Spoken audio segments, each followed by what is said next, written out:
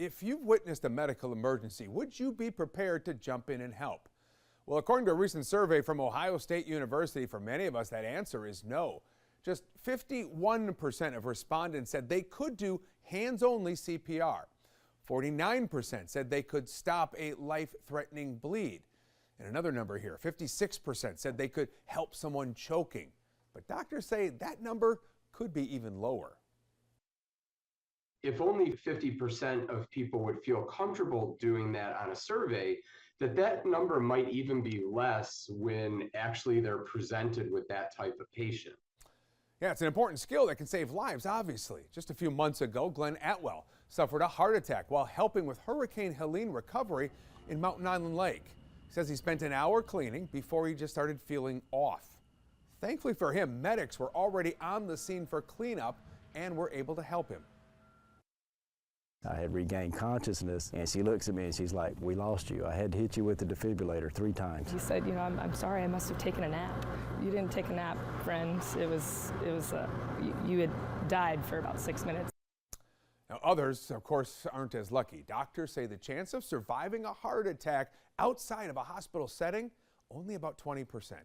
When it comes to bleeding, first responders say you can bleed out in just 5 minutes. So in an emergency, it's bystanders like you and I who have the biggest opportunity to save the most lives, even before firefighters or medics arrive. No matter how quick, we are, bystanders are always going to be the first ones there. So what is stopping people from stepping in? Well, according to the American Healthcare Academy, a lot of it has to do with fear. That includes fear of doing something wrong and accidentally hurting someone, fear of emotional impacts, fear of disease transmission, and fear of legal consequences because those chest compressions can break a rib. If somebody is in cardiac arrest, they're clinically dead. And you are covered by Good Samaritan laws by providing CPR. Get on the chest, start doing chest compressions, and help save that person's lives, and call 911. You're not going to hurt somebody more, and you may actually save a life. Yeah, that's important to remember. And you don't have to be certified to step in either, but training can certainly help you out. So we want you to know about this.